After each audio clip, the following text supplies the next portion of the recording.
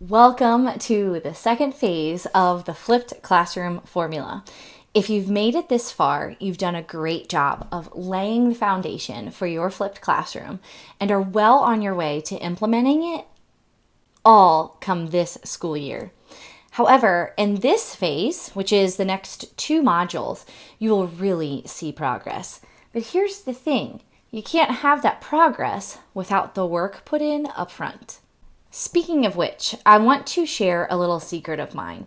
When it comes to teaching and all that a teacher does in her classroom, between preparing her classroom, to building relationships with kids, to grading papers and entering grades at the end of the year, I would rather do all the prep work ahead of time tenfold, because I've seen the benefits and know how much it allows me to focus on what really matters during the school year. Well, that's kind of a tangent I just went on, but I wanted to let you in on the secret so that you see the value in this prep work you are doing and how you're about to turn it up a notch. Stick with me through this phase, and I just know you're going to be so proud of your results when you come out on the other side. So in this lesson, lesson 1, which is preparing your slides, we will introduce the framework of video creation in the flipped classroom and dive into the first phase, which is developing your slides, meaning the content in which you will lecture over. Now, if you are needing to create a demonstration video rather than a video lecture over slides, the same concepts still apply. You still need to do this prep work so that when you push record, you have all the images and content you need and can focus on making a great lecture video. So let's get to it. In this lesson, you're going to learn about a basic framework for optimizing your slides for students, as well as a quick conversation about time. Here is a quick visual I wanted to provide for you of the overall video creation process. In this module, we will talk about and dive deep into all 3 of these. In this lesson, we'll focus on the first phase or step of sorts, which is slides creation. And you can do that really anywhere that you already have your slides. The ones that I normally use are both PowerPoint and Google Slides. I love them both equally. The first big takeaway that I want you to have before we get into introducing that framework, I want you to leave this lesson with this big takeaway.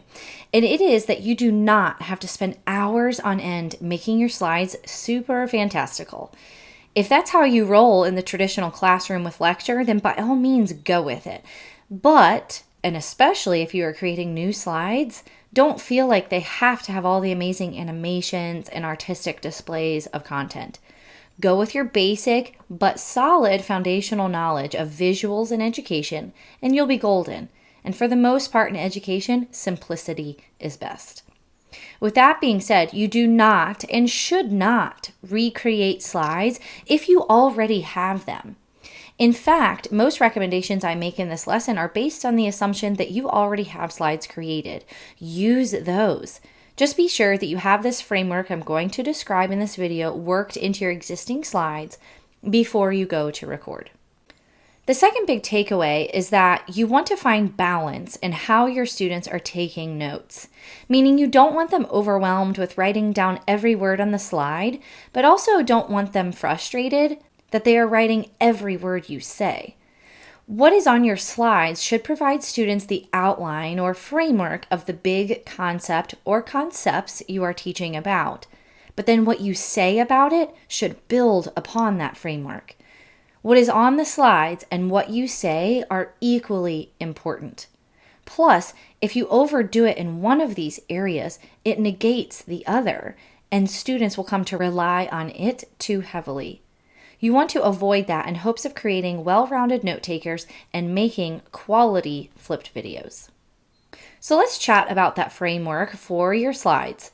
I've made a basic framework for slide creation in the flipped classroom, but it's really nothing overly new in the education field.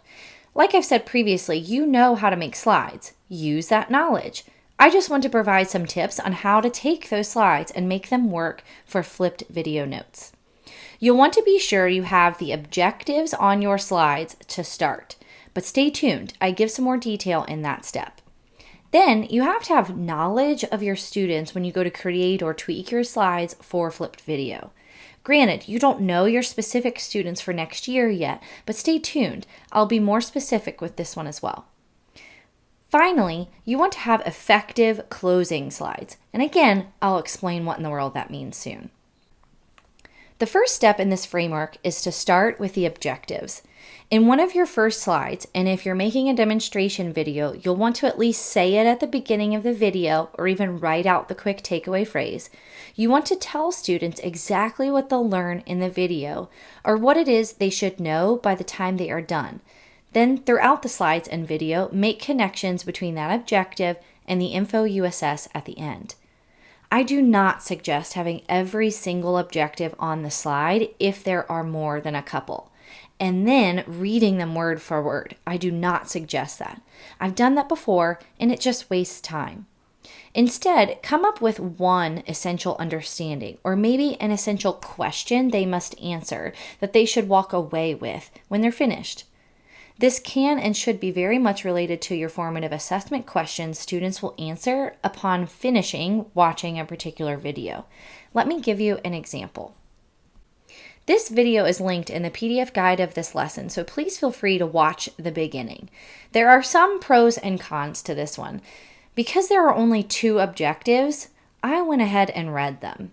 As I got more experienced with lecturing in American history, I did that less.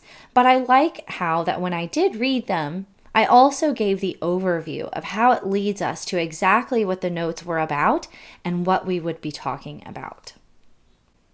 This is another example, but it's for my AP Psychology course. You'll notice that I didn't write the objectives on the slide at all. In most AP classes, it would just be too much words on one slide. So in AP Psych, when I started each video, I tried talking more about where we were in the course and what the topic of the notes would be to give students that metacognitive understanding, that knowing of what's coming and what they need to know about the notes they are about to watch. Again, this one is linked in the PDF guide as well, so please feel free to watch the beginning.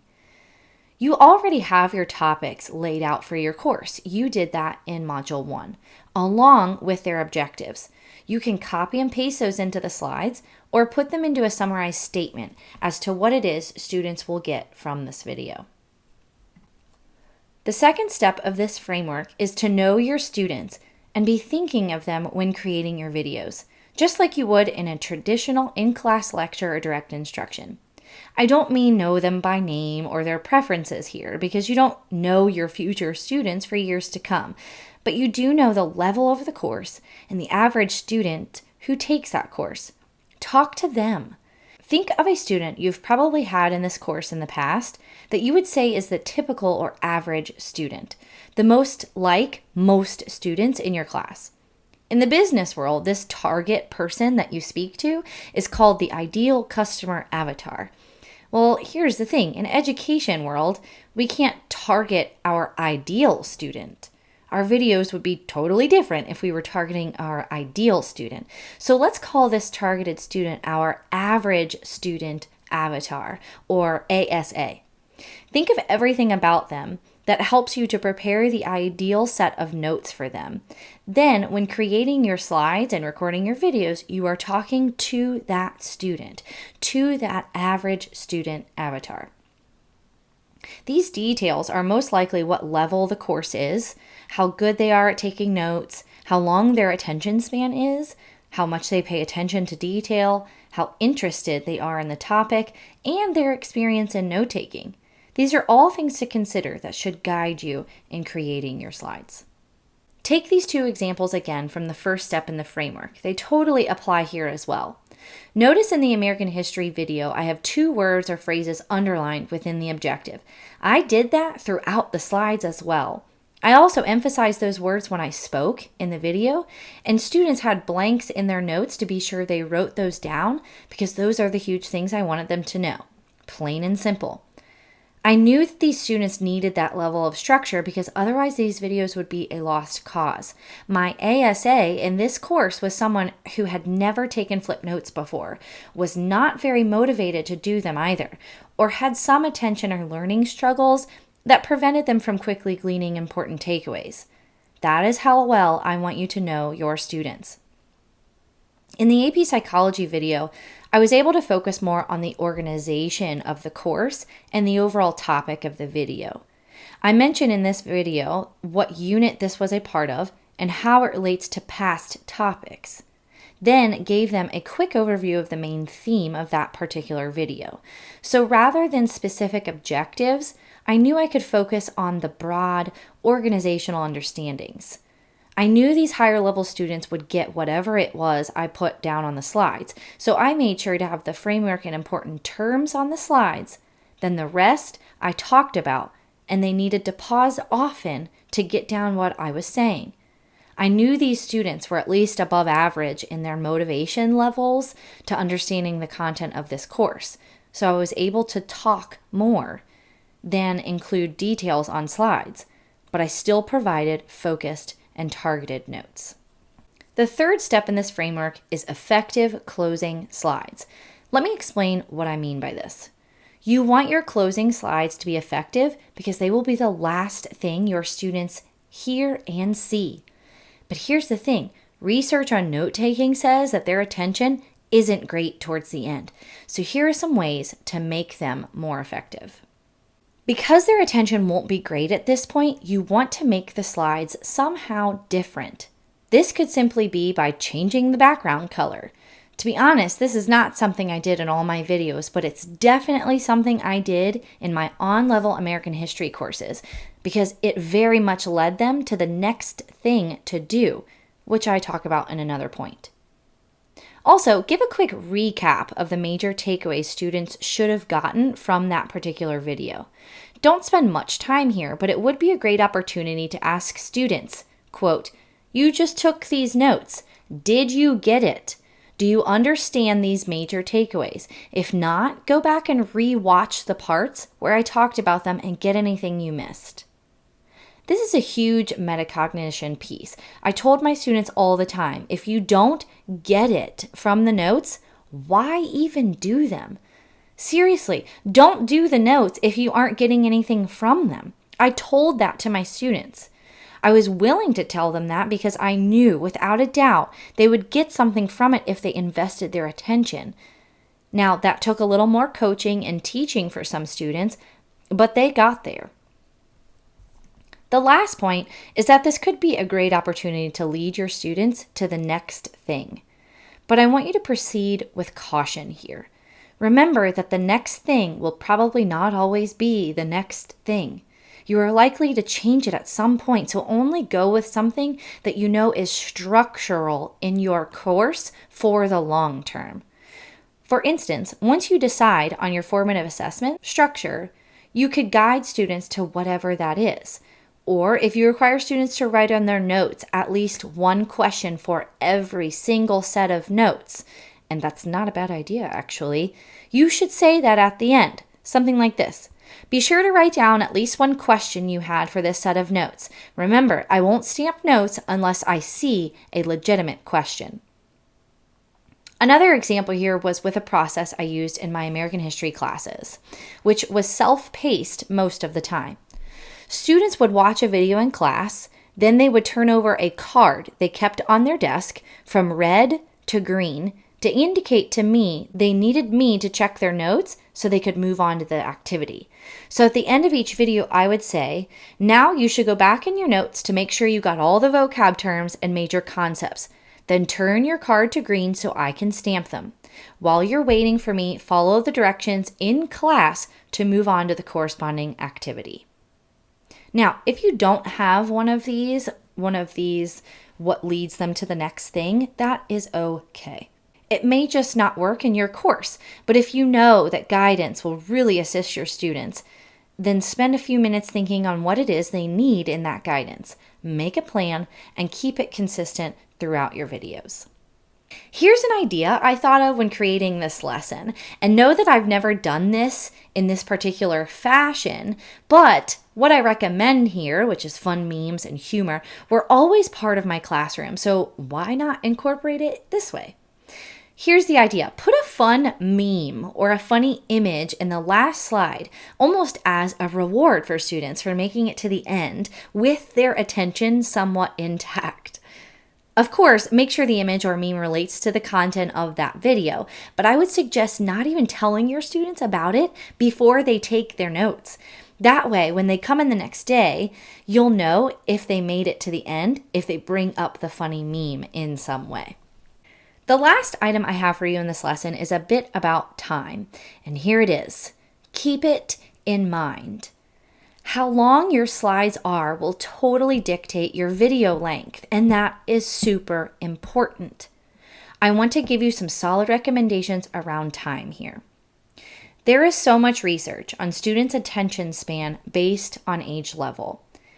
When planning and recording your videos, know that attention span is not synonymous with note-taking.